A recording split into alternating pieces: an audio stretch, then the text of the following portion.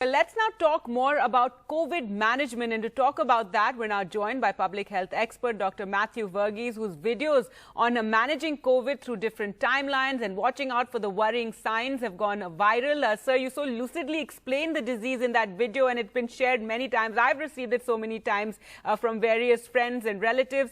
So, Dr. Verghese, one of the big challenges during the second wave for COVID patients has been to realize when is the situation getting out of hand and when you need to be alarmed and, talk to your doctor, get to a hospital. So if you could explain that to us.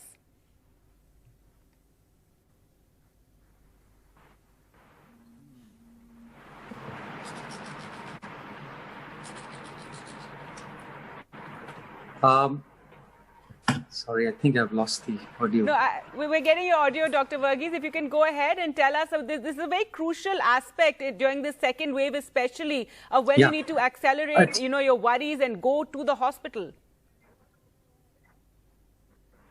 Yeah, thank you so much for having me. It's a real decision-making problem that we have been going through. The first wave, the virus wasn't that virulent enough to cause symptoms so early. But when we follow the patterns of the illness, and I've been following the pattern of the illness by documenting case by case for the last 1.5 years, what is happening to every case. And we found that when you have the first symptom, from the first symptom, what the patient has is maybe a little cold, maybe a little sniffle, maybe a little fever, maybe a little cough, whatever is that, the most minor symptom becomes important. Patient usually remembers what troubled him the most. But what is important is the first minor symptom is what is looked at, and from there you start your countdown. And first 2-3 days from that symptom, patient usually has only minor symptoms and nothing else.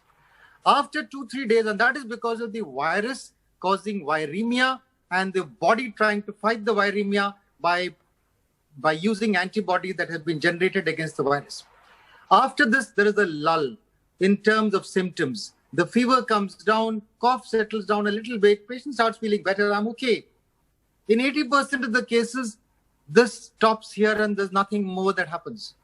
They are happy and nothing more is required. But in about 15 to 20%, they start this second lull before the storm. After the lull, they have a fever coming back again. After the lull, they have the cough, which comes back with real bad bouts of cough. After the lull, they have the little congestion that they feel in their chest, and that really troubles them.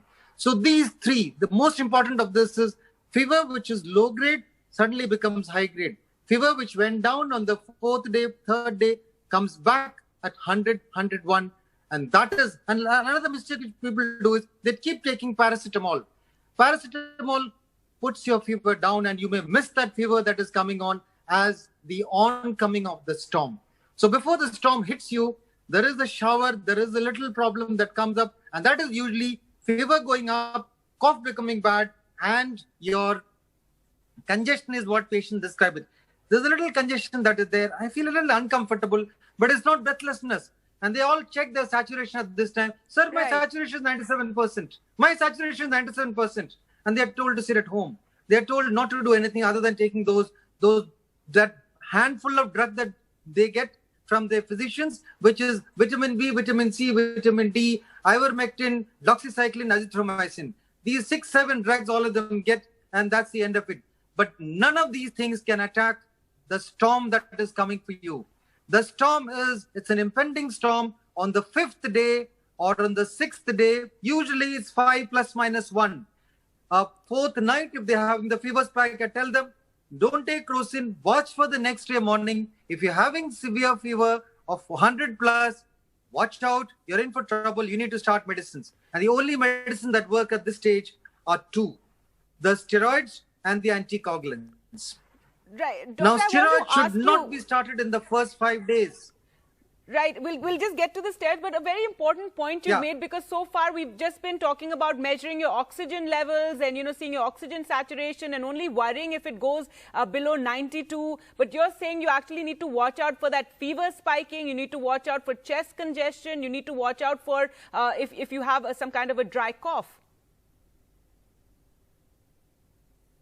Yeah, precisely. In fact, I have been following these patients. So those patients that had their saturation good and they put on these medicines, they did well, the steroids and the anticoagulants.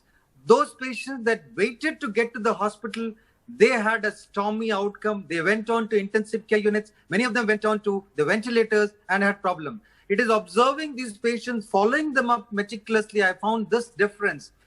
Don't wait for the saturation to drop. Your saturation drops when your lungs, both lungs, have been significantly damaged. Because, why is that so? It's because your lungs have a lot of spare capacity.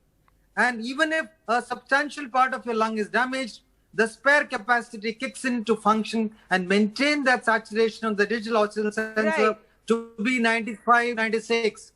And this mistake has been done not just in India, around the world, to wait till the saturation dips and then go to the hospital. And the hospital will need to put you on oxygen, and starting with nasal cannula, mask, then non-rebreathing mask, then high-flow nasal catheter, then BiPAP, CPAP, then ventilator.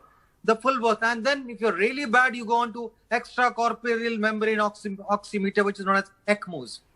That's too late. So you're saying that that's all too late. Doctor, you've also emphasized, I saw in your video, you've emphasized about counting from the day you get the first symptom from when you develop it. And this is something people often miss. They don't know, was it when I got a severe headache? Was it when I developed fever? So it's important for you to realize what you're going through and, try to, put some effort into finding out what was that first day. Yeah. So how did I understand this? When early on when I maintained a diary, I started maintaining a diary as soon as the pandemic started. Just because I thought it's a 1 in a millennium incident, I might as well maintain a diary. Maybe when I'm old, I can write a journal on this. But then I didn't realize, as patients started calling me up, I thought, what is happening to many started calling me up. No, they started, no, I'm having problem. So I started maintaining the diary, and soon I realized I need to maintain the time tracking of what's happening to them when. And I saw the pattern evolving before me. By August, September, I was very clear. The last wave, it was usually 6-7 days. In this wave, it is 4 or 5 days. And if you follow this and put them on these medicines, all the patients that I followed up, I started treating. I'm an orthopedic surgeon. I'm not a physician. Yes. But the problem was they didn't want to go to the hospital because they were not allowed to go to the hospital. First, they had to have a COVID report.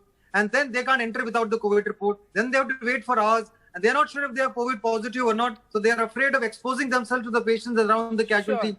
They'll say, doctor, you only tell us what to do. And from my understanding and my readings, I told them what I had to do. And that was usually steroids and anticoagulants.